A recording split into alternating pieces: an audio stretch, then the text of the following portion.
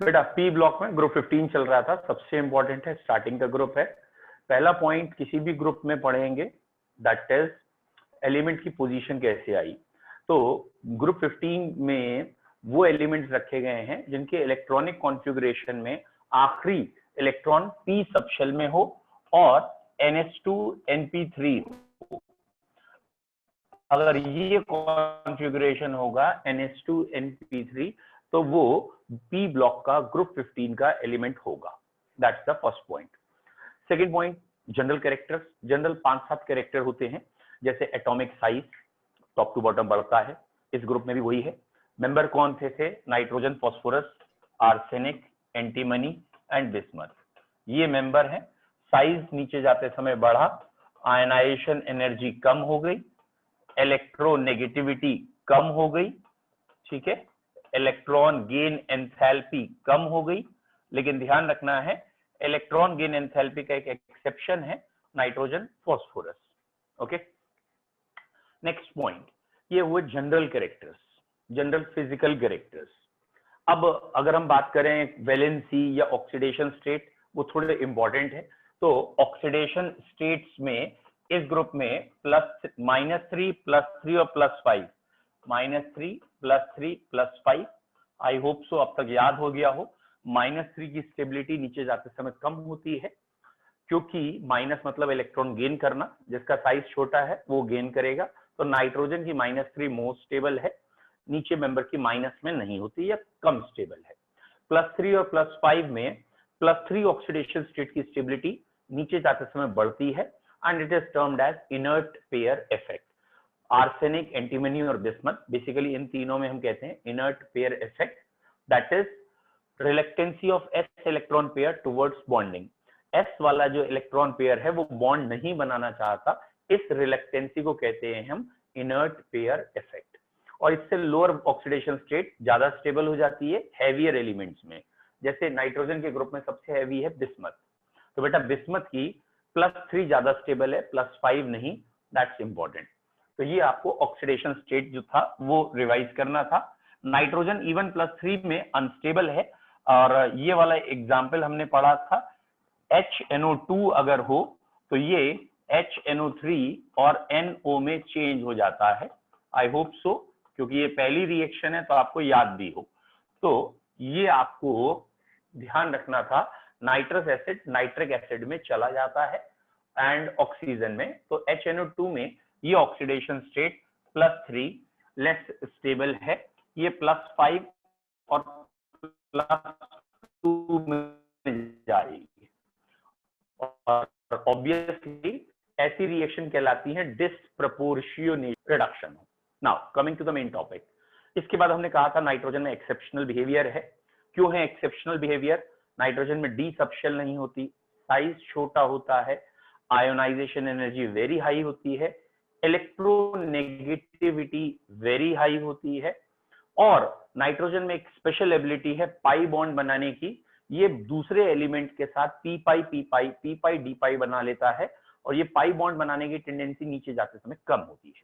इसमें बेटा एक और पॉइंट था, वो चाहे आप हेलोजेंस में अच्छी तरीके पढ़ लीजिएगा, वो पॉइंट ये था कि अगर सिंगल बॉन्ड की एनर्जी की बात करेंगे ना, N और P, तो N की सिंगल बॉन्ड थ्योरेटिकली तो ज्यादा होनी चाहिए, बट क्योंकि लोन पेयर रिपल्शन होता है तो इस सिंगल बॉन्ड की एनर्जी कम होती है देन एक्सपेक्टेड। फिलहाल इंपॉर्टेंट नहीं है, क्यों? क्योंकि ये क्वेश्चन बहुत पॉपुलर है ग्रुप 17 का। ग्रुप 17 में मैं डिटेल में पढ़ाऊंगा इसे, वहां ये वाला वर्ड आएगा S single bond, Cl single bond.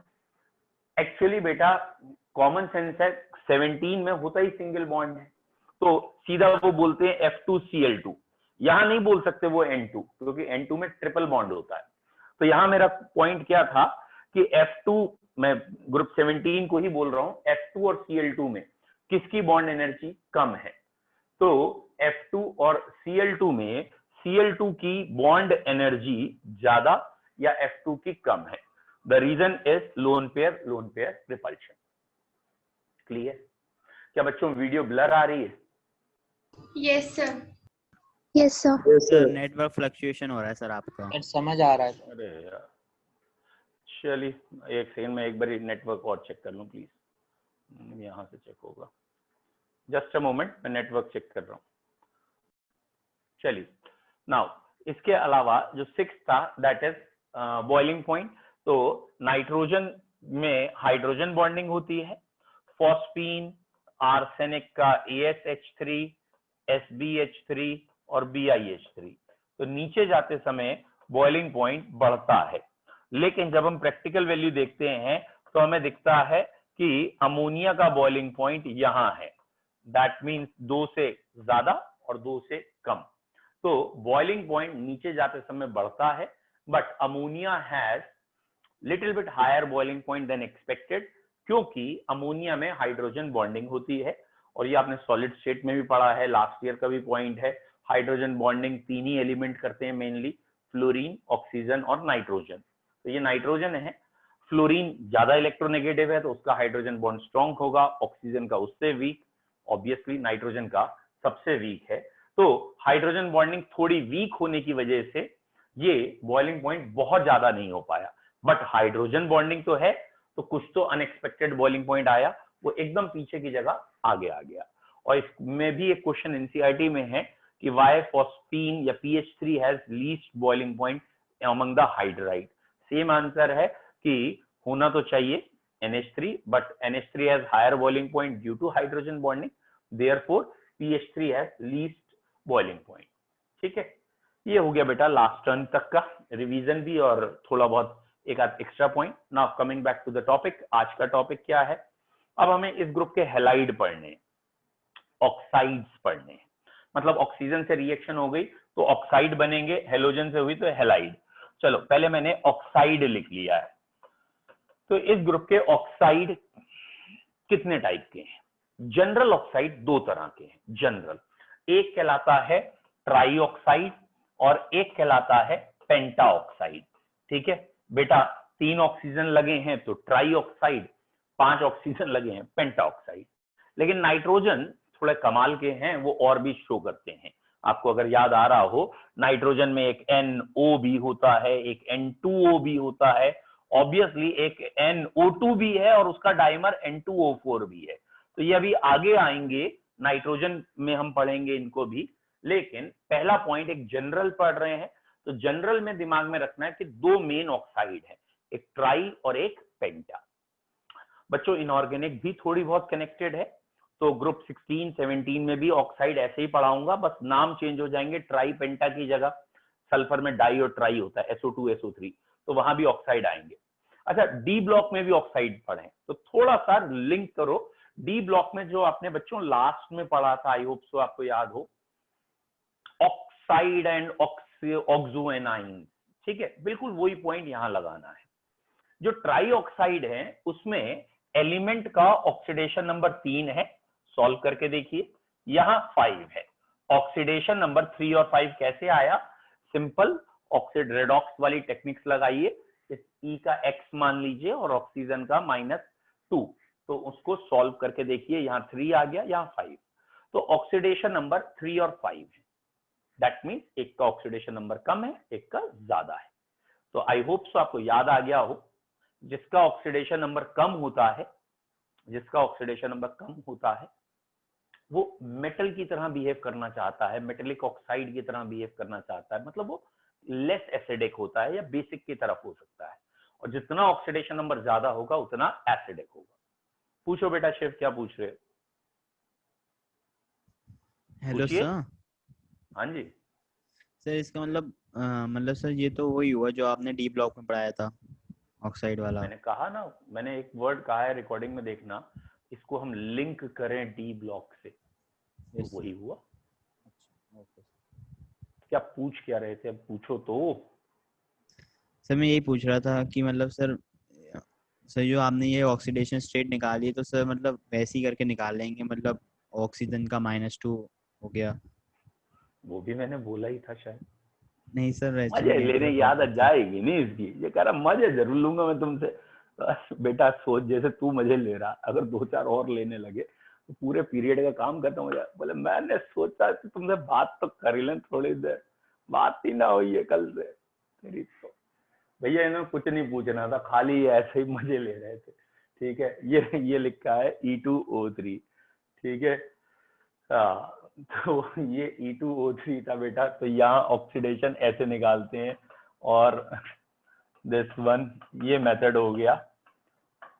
ठीक है, और ये 11th स्टैंडर्ड में आप पढ़ चुके हो, और एक बेसिक तरीका है, और डी ब्लॉक में आपने इनको देख रखा है। फिलहाल कमिंग बैक टू पॉइंट बेटा, ऑक्सीडेशन नंबर पे जनरली 2 या 3 पॉइंट, या ऑक्साइड में कह लो 2 या 3 पॉइंट आते हैं। पहला पॉइंट आता है फजान्स रूल, इंपॉर्टेंट है, ध्यान रखिए। What is फजान्स rule? ये बताता है आयनिक कंपाउंड के अंदर कोवेलेंट कैरेक्टर, या कभी कभार उल्टा भी पूछ लेते हैं कि इसमें कौन ज्यादा आयनिक है, कौन ज्यादा कोवेलेंट। तो ध्यान रखना है, रेडॉक्स वाला ही पॉइंट है या डी ब्लॉक वाला ही पॉइंट है कि मोर द ऑक्सीडेशन,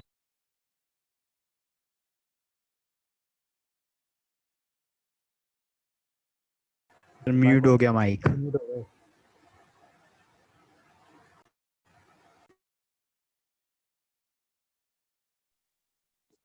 जितने चार्जेस ज्यादा होंगे, जितने चार्जेस ज्यादा होंगे उतना शेयरिंग ज्यादा हो जाती है, या पोलराइजिंग पावर एंड पोलराइजेबिलिटी ज्यादा हो जाती है। और अगर बच्चों शेयरिंग होगी तो कोवलेंट कैरेक्टर आएगा। तो जरा ये वाला पॉइंट याद रखिएगा, मोर द चार्जेस, मैंने सीधा एरो लगा दिया है, ये लिख दिया मैंने कोवलेंट कैरेक्टर।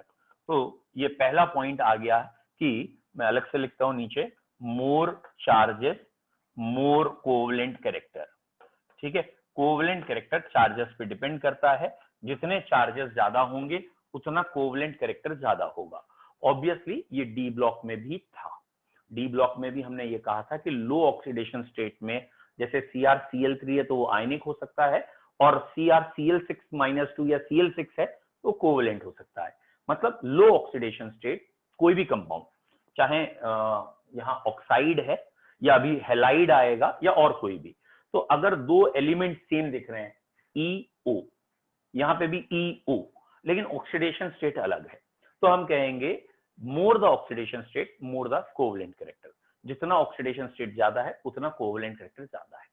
अब एक आध बच्चा पूछ सकता है क्यों ज्यादा है, तो उसका रीजन क्या है?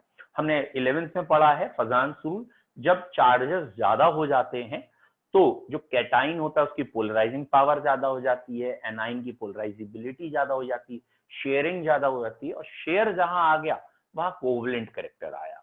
तो ये 11th वाले टॉपिक रिवाइज करिए, या तो वहां देखिए, या फिर आप एक सिंपल भाषा यूज करिए, बहुत ज्यादा चार्जेस हैं, +6 +5, ये तो इतने इलेक्ट्रॉन लॉस और गेन का तो सेंस ही नहीं होता, क्योंकि इलेक्ट्रॉन लॉस के लिए एनर्जी देनी पड़ती है, आयनाइजेशन इतनी ज्यादा पॉसिबल नहीं है। और इलेक्ट्रॉन गेन के लिए भी सबको याद होना चाहिए, first electron gain enthalpy is endothermic. पहली बार तो हीट निकलती है, बाकी में हीट नहीं देनी पड़ती है एनर्जी उनमें भी। तो देयरफॉर ये ध्यान रखना है। प्रूफ क्या आया इन सब सारी बातों से? More the oxidation state more the covalent character, इतना ही प्रूफ आया है। और oxidation state is basically charge. अच्छा, ये हुआ सेम एलिमेंट था और ऑक्सीजन या ये कहें ऑक्सीडेशन स्टेट अलग थी। अब मैं इसका अपोजिट क्वेश्चन, चलिए बताइए इनमें कौन सा ऑक्साइड एसिडिक होगा या मोर एसिडिक होगा? एक्चुअली शुरू के मेंबर नॉन मेटल हैं, इसलिए एसिडिक की ही बात करनी है हमें। कौन सा ज्यादा एसिडिक होगा? तो ये भी आपने डी ब्लॉक में पढ़ा है, मोर द ऑक्सीडेशन स्टेट, वो एलिमेंट नॉन मेटल की तरह बिहेव करता है, और नॉन मेटल के ऑक्साइड, हाइड्रो ऑक्साइड, ये सब एसिडिक नेचर के होते हैं। तो यहां भी ध्यान रखना है, more the oxidation state more the charge more covalent and more charge more acidic character। याद रखिएगा, बहुत पूछा जाता है more acidic character of oxide hydroxide। तो चार्ज ज्यादा होगा तो एसिडिक कैरेक्टर ज्यादा होगा। ऑब्वियसली चार्ज इसमें ज्यादा है तो इसका एसिडिक कैरेक्टर इससे ज्यादा है। ठीक है, तो जिसका ऑक्सीडेशन नंबर ज्यादा उसका एसिडिक ज्यादा। दूसरा तरीका ये था, इन दोनों को पानी में डिसॉल्व करके देख लो, ये नाइट्रस एसिड बनाता है, ये नाइट्रिक। आई होप सो अभी भी पढ़ा और पता है, nitric is stronger than nitrous, तो ज्यादा एसिड बना है। तो चार्ज से 2 पॉइंट आ गए अभी हमारे। एक आया चार्ज ज्यादा होगा तो कोवलेंट ज्यादा होगा, दूसरा आया चार्ज ज्यादा होगा तो एसिडिक कैरेक्टर ज्यादा होगा। तीसरा पॉइंट इसका रिवर्स है, मतलब आप चार्ज सेम रखेंगे और एलिमेंट बदलेंगे। कहने का क्या मतलब है कि मैंने यहां कह दिया है पहले में N2O3, दूसरे में कह दिया P2O3 एंड सो ऑन, नीचे Bi2O3। मतलब अब सेंट्रल एलिमेंट हमने बदला है लेकिन चार्ज सबका सेम है। तो ऐसे केस में जैसे जैसे नीचे जाएंगे नाइट्रोजन, फास्फोरस, आर्सेनिक, वैसे वैसे मेटेलिक कैरेक्टर बढ़ता है। तो कंसेप्ट क्या याद रखना है कि पीरियोडिक टेबल में डाउन द ग्रुप साइज बढ़ता है, मेटेलिक कैरेक्टर बढ़ता है, और अगर मेटेलिक बढ़ता है तो उसके ऑक्साइड, हाइड्रोक्साइड बेसिक होते हैं। तो इसीलिए यहां से यहां तक जाने में बेसिक कैरेक्टर इंक्रीजेस। तो यहां बेसिक कैरेक्टर बढ़ेगा, मतलब नाइट्रोजन और फास्फोरस के जो ऑक्साइड होंगे वो एसिडिक नेचर के हैं क्योंकि इनसे एसिड्स बनते हैं। आर्सेनिक और एंटीमनी के ऑक्साइड जो होंगे वो एम्फोटेरिक नेचर के होंगे। Obviously amphoteric means acidic basic दोनों कैरेक्टर है, तो एम्फोटेरिक नेचर के हैं। और जो बिस्मथ है, जो लास्ट मेंबर है बिस्मथ, उसके ऑक्साइड बेटा क्योंकि वो मेटल की कैटेगरी में आ जाता है इसलिए उसके ऑक्साइड बेसिक नेचर के होंगे। मेटल के ऑक्साइड बेसिक कैरेक्टर के।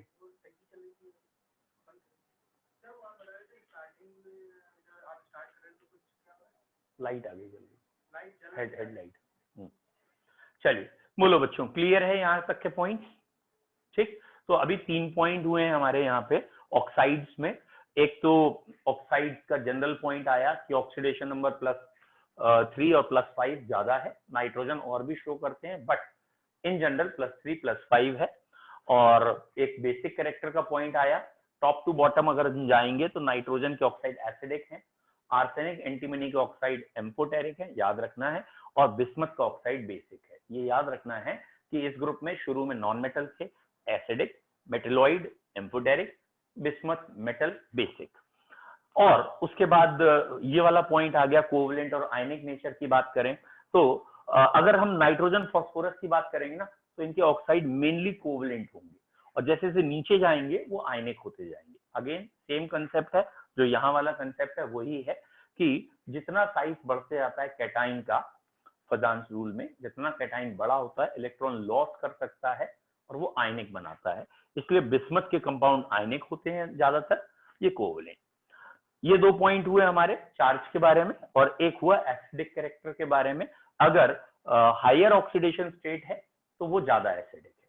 बेटा इसे अगले ग्रुप में भी अप्लाई करिएगा, उसके अगले में भी लगाना है। जैसे उन्होंने सिंपल दिया कार्बन मोनोऑक्साइड, कार्बन डाइऑक्साइड, तो यहाँ ऑक्सीडेशन नंबर 2 है, ये 4 है, ये ज्यादा एसिडिक होगा। चलिए ये तो अभी नहीं आएगा, ये आएगा, सॉरी, SO2 SO3। मुझे ग्रुप 16 17 पूछने चाहिए। ये है ग्रुप 16, यहाँ चार्ज है +4, ये है चार्ज +6, तो ऑब्वियसली +6 इज मोर देन +4, तो ये एसिडिक ज्यादा होगा, ये कोवलेंट ज्यादा होगा, ऐसे याद रखना है। ऐसे ही ग्रुप 17 में क्लोरीन के बहुत सारे ऑक्साइड आएंगे, वहां भी आपको ये पॉइंट याद रखने हैं। तो कल हमने पढ़ा था लास्ट पॉइंट हाइड्राइड। हाइड्राइड में 6 कैरेक्टर थे, 3 बढ़ रहे थे, 3 घट रहे थे, एक मेल्टिंग पॉइंट। आज हमने पढ़ा है basically that is oxide. Oxide इसके 2 मेन हैं, एक ट्राई ऑक्साइड, एक पेंटा ऑक्साइड, और नाइट्रोजन और भी बनाता है। पेंटा ऑक्साइड एसिडिक ज्यादा होते हैं, पेंटा ऑक्साइड कोवलेंट ज्यादा होते हैं। और टॉप से बॉटम जाते हैं तो जो ऑक्साइड्स होते हैं उनका बेसिक कैरेक्टर बढ़ता है। और अगर कोई पूछता है कि चलो ऑक्सीडाइजिंग रिड्यूसिंग प्रॉपर्टी से सोचें, तो आपको वही सोचना पड़ेगा, ऑक्सीजन का हटना, इनका रिडक्शन, यानी ये कौन से एजेंट हो गए? Oxidising agent. कौन ऑक्सीजन जल्दी छोड़ेगा? कॉमन सेंस, टॉप से बॉटम जाएंगे, बॉन्ड वीक होगा, ऑक्सीजन जल्दी छूटेगी, ऑक्सीडाइजिंग एजेंट। तो ये कंसेप्ट सोचिएगा। तो ये हो गया हमारा halide oxide. Third one is halide. बेटा ऑक्साइड में एक पॉइंट और जो है ये ध्यान रखना है, this one is the point HNO3। वो क्वेश्चन ये पूछते हैं HNO3 में नाइट्रोजन का ऑक्सीडेशन नंबर 5 है लेकिन वैलेंसी 4 है, कैसे? या आप कहें ये पूछना चाहते हैं कि नाइट्रोजन का वैलेंसी या मैक्सिमम वैलेंसी नाइट्रोजन की 4 होती है लेकिन ऑक्सीडेशन नंबर 5 होता है, ऐसा क्या है? मतलब व्हाट इज द रीजन? तो इसका आंसर ये है कि नाइट्रोजन में जो ऑक्सीडेशन नंबर निकाला जाएगा वो निकाला जाता है number of electrons taking part in bonding से, और नाइट्रोजन के पांचों इलेक्ट्रॉन बॉन्डिंग में टेक पार्ट कर रहे हैं। ये आपको अगर पता हो, ये कोऑर्डिनेट बॉन्ड है और कोऑर्डिनेट बॉन्ड होता सिंगल बॉन्ड ही है, तो ऐसा नहीं है कि इसे एरो लगा के दिखाया जाए, ऐसा कोई जरूरी नहीं है। तो ये मैंने इस समय नाइट्रोजन के बॉन्ड्स व्हाइट कलर से बना दिए हैं। ये नाइट्रोजन के पांचों बॉन्ड हैं, ऑल आर टेकिंग पार्ट एक कोऑर्डिनेट बॉन्ड में, बाकी है तो, लेकिन टोटल नंबर ऑफ बॉन्ड 4 ही हैं, इसलिए वैलेंसी 4 है, लेकिन टेक पार्ट पांचों इलेक्ट्रॉन कर रहे हैं, इसलिए ऑक्सीडेशन नंबर 5 है। भाई ये 2 इलेक्ट्रॉन दोनों नाइट्रोजन के थे और ये दोनों इलेक्ट्रॉन नाइट्रोजन के ऑक्सीजन छीन रहा था, तो इसकी वजह से नाइट्रोजन को +2 चार्ज मिला। ये वाले 2 इलेक्ट्रॉन नाइट्रोजन के कोवलेंट बॉन्ड से जुड़े हैं, ये इलेक्ट्रॉन इधर चले गए तो +2 चार्ज आ गया नाइट्रोजन पे। ये एक इलेक्ट्रॉन चला गया तो +1, तो टोटल 5 इलेक्ट्रॉन नाइट्रोजन से दूर जा रहे हैं। कहने का मतलब पांचों इलेक्ट्रॉन नाइट्रोजन के बॉन्डिंग में इन्वॉल्व थे, इसीलिए इसका ऑक्सीडेशन नंबर 5 है, जबकि इसकी वैलेंसी 4 है, क्योंकि नंबर ऑफ बॉन्ड्स 4 है। इलेक्ट्रॉन पांचों इन्वॉल्व हैं लेकिन बॉन्ड्स 4 हैं। तो आपको एग्जाम में यही लिखना है कि nitrogen has maximum valency 4 as it has only 4 orbital और it can form only 4 bonds, it do not have d subshell. फिर दूसरा point, why nitrogen has oxidation number 5, bond 4 बना रहा है तो ऑक्सीडेशन नंबर 5 कैसे है? तो वो जो पांचवा बॉन्ड या जो आखिरी बॉन्ड चौथा बॉन्ड है वो कोऑर्डिनेट है, उसमें दोनों इलेक्ट्रॉन नाइट्रोजन के दूर जा रहे हैं, तो उसका आंसर सिंपल लैंग्वेज में लिखा जाता है in nitrogen all the 5 outermost electron may take part in bonding, therefore oxidation number can be +5। पांचों इलेक्ट्रॉन टेक पार्ट कर लेते हैं। अब अगर कोई पूछे बॉन्ड तो 4 ही बने, इलेक्ट्रॉन पांचों कैसे टेक पार्ट करे, तो ये स्ट्रक्चर बना के दिखा दिया जाता है कि पहले 3 बॉन्ड कोवलेंट है यानी म्यूचुअल शेयरिंग, और जो चौथा बॉन्ड है वो कोऑर्डिनेट है, इसके दोनों इलेक्ट्रॉन दूसरे ने लिए हैं, इसलिए इलेक्ट्रॉन पांचों टेक पार्ट कर गए, पांचों ही मोर इलेक्ट्रोनेगेटिव ले गया, तो ऑक्सीडेशन नंबर इसका ऑक्सीडेशन नंबर 5 है, लेकिन वैलेंसी 4 है, याद रखना है। अगला पॉइंट, हैलाइड्स। बेटा इस ग्रुप के हैलाइड में फिलहाल ज्यादा नहीं पढ़ेंगे, बहुत डिटेल में आगे हैलाइड है। बेटा हैलाइड यहाँ 2 तरह के हैं, एक कहलाएगा ट्राई हैलाइड और बच्चे एक कहलाएगा पेंटा हैलाइड, ठीक है। E for element of this group, X for halogen, जैसे PCl3 PCl5 होता है, ये हो गए ट्राई और पेंटा हैलाइड, ये ट्राई हैलाइड, ये पेंटा हैलाइड। अब बच्चों इसीलिए मैं धीरे पढ़ा रहा हूं, अगर आपको समझ में आ गया तो ट्राई हैलाइड में ऑक्सीडेशन नंबर +3 है और पेंटा में +5। तो अब आपका शायद दिमाग में चल जाए कि ऑक्सीडेशन नंबर बढ़ रहा है, और अगर ऑक्सीडेशन नंबर इसका ज्यादा है फास्फोरस का यहां, तो ये वाला कोवलेंट ज्यादा है, जिसका ऑक्सीडेशन नंबर ज्यादा होगा वो कोवलेंट ज्यादा होता है। तो यहाँ फास्फोरस का ऑक्सीडेशन नंबर 5 है, तो ये फास्फोरस उधर वाले फास्फोरस से या PCl5 PCl3 से ज्यादा कोवलेंट होगा, हाई ऑक्सीडेशन स्टेट, मोर कोवलेंट कैरेक्टर। नेक्स्ट पॉइंट, इसी में हाइब्रिडाइजेशन शेप आ सकती है ट्राई और पेंटा की, तो वो अभी आगे आना ही है। ये फास्फोरस से 3 बॉन्ड है और एक लोन पेयर है, तो भैया 3 बॉन्ड और लोन पेयर बिल्कुल अमोनिया वाली कहानी है, 4 की हाइब्रिडाइजेशन sp3, लेकिन due to lone pair shape हो जाएगी पिरामिडल, मतलब टेट्राहेड्रल नहीं है, लोन पेयर है। इट इज वेरी इंपॉर्टेंट, ये अभी दोबारा आएगा जब हैलाइड्स पढ़ेंगे PCl5, और शायद आपको याद भी हो क्योंकि ये बहुत ही ज्यादा 11th का भी फेवरेट टॉपिक होता है कि PCl5 ट्राइगोनल बाइपिरामिडल ज्योमेट्री रखता है। ट्राइगोनल बाइपिरामिडल में 3 बॉन्ड एक्सियल होते हैं, ये वाले 3 बॉन्ड ये एक्सियल हैं, और एक्सियल बॉन्ड थोड़े से, एक्सियल बॉन्ड आप कह सकते हैं थोड़े छोटे हैं, और मैं गलत बोल रहा हूं सॉरी, ये 3 बॉन्ड बच्चों हैं इक्वेटोरियल बॉन्ड, सॉरी, और ये वाले 2 बॉन्ड हैं, इसकी एक्सेस है क्योंकि, तो ये है एक्सियल बॉन्ड, सॉरी बच्चों, यहाँ एक्सियल बॉन्ड है, 2 एक्सियल है और 3 इक्वेटोरियल बॉन्ड है। और ये आपने 11th में पढ़ा है, नहीं भी पढ़ा है तो कोई टेंशन नहीं है, क्योंकि हमारे कोर्स में PCl5 की प्रिपरेशन शेप सब है। तो जब प्रिपरेशन शेप है तो मैं उसमें आपको पढ़ाऊंगा ही। अभी जनरल चल रहा है, ये रहा P, ये है सेंटर P, और ये रहे PCl5 का स्ट्रक्चर। तो हैलाइड्स की अगर हम बात करें तो हैलाइड में पहला पॉइंट हमारा आया, दो तरह के हैलाइड हैं, एक ट्राई हैलाइड है, एक पेंटा हैलाइड। पहला point, tri halide covalent, tri halide कम कोवलेंट है, सॉरी, पेंटा हैलाइड ज्यादा कोवलेंट है, चार्ज ज्यादा है, कोवलेंट है। अब अगला पॉइंट है इसमें, नाइट्रोजन पेंटा हैलाइड नहीं बनाता। क्यों नहीं बनाता भाई? नाइट्रोजन के पास 5 इलेक्ट्रॉन है, लेकिन बॉन्ड बनाने की कैपेसिटी सिर्फ 4 की है, या ऑर्बिटल 4 है, ओवरलैपिंग 4 हो सकती है, इसलिए। तो इसमें पेंटा हैलाइड में पहला पॉइंट आ गया, nitrogen do not forms penta halide.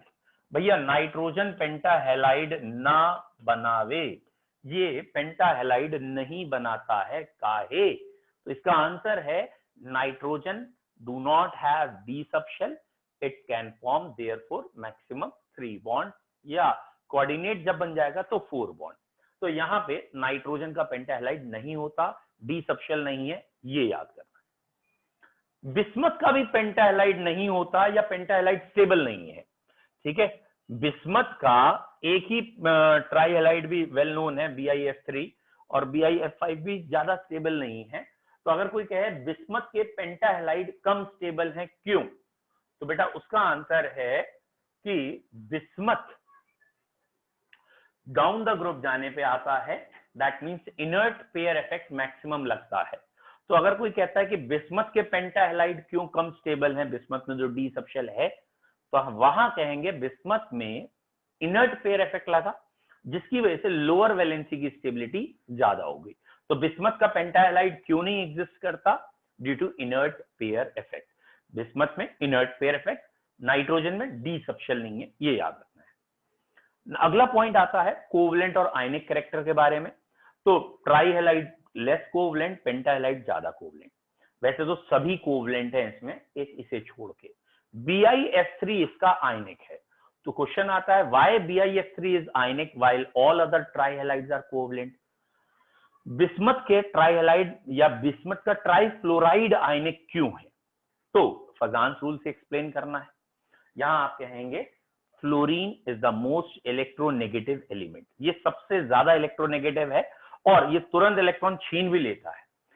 Maximum oxidising power है इसकी, बेस्ट ऑक्सीडाइजिंग एजेंट है, ये इलेक्ट्रॉन छीन लेता है, और इसलिए ये इलेक्ट्रॉन लूज कर देता है और ये गेन कर लेता है, इसलिए ये आयनिक है। तो याद रखना है BiF3 is ionic in nature, ये आयनिक है बेटा। आयनिक होने का कारण क्या है? Why it is ionic in nature? As fluorine is the best oxidising agent, most electronegative element, and bismuth has very large size and less IP। Bismuth का size बड़ा है, आयनाइजेशन कम है, इसे कम एनर्जी चाहिए थी इलेक्ट्रॉन छोड़ने के लिए, और ये छीनने वाले डकैत थे, सबसे बड़े वाले थे, तो इसीलिए उसने इलेक्ट्रॉन छोड़ दिया, इन्होंने ले लिया बिस्मथ। तो यहां एक पॉइंट ये भी याद रखना है कि बिस्मथ का ट्राई फ्लोराइड आयनिक है, और नाइट्रोजन के सारे try halide less stable, unstable है। जैसे NCl3, या ये कभी भी बनते भी हैं तो एक्सप्लोसिव रिएक्शन शो करते हैं, ठीक है। तो ये सारे के सारे एक्सप्लोसिव रिएक्शन शो करते हैं नाइट्रोजन के। अब एक बच्चे ने पूछा है SB, एंटीमनी या बाकी के ट्राई हैलाइड के बारे में क्या है, क्या वो आयनिक है, कोवलेंट है? तो इन जनरल ध्यान रखिए बेटा, कंपैरेटिव क्वेश्चन आता है, मतलब टॉप से बॉटम जाएंगे तो ट्राई हैलाइड का आयनिक कैरेक्टर बढ़ेगा, मतलब नाइट्रोजन का या फास्फोरस का जो ट्राई हैलाइड है ये ज्यादा कोवलेंट है। थोड़ा नीचे जाएंगे कोवलेंट कैरेक्टर कम, आयनिक ज्यादा, और नीचे जाएंगे और ज्यादा आयनिक, और ये प्रीडोमिनेंटली आयनिक है, मतलब इसमें आयनिक ज्यादा है, कोवलेंट बहुत कम है। तो अगर आपका क्वेश्चन था SbF3 आयनिक कहें या कोवलेंट, तो कंपैरेटिवली उसके अंदर कोवलेंट कैरेक्टर है आयनिक कंपैरेटिवली, क्योंकि NCERT की लैंग्वेज में है इट इज प्रीडोमिनेंटली आयनिक, मतलब बाकी सबको कोवलेंट कहा है। और अगर फिर कंपैरिजन करेंगे तो फास्फोरस कम कोवलेंट, फॉस्फोरस ज्यादा कोवलेंट होगा, आर्सेनिक का ट्राइफ्लोराइड आयनिक ज्यादा होगा, और नीचे और ज्यादा आयनिक, ये सबसे ज्यादा आयनिक, और इसे प्रीडोमिनेंटली आयनिक मानते हैं, मतलब ये एक आयनिक कंपाउंड कंसिडर होगा, बाकी सब कोवलेंट। ठीक है, गुड गुड।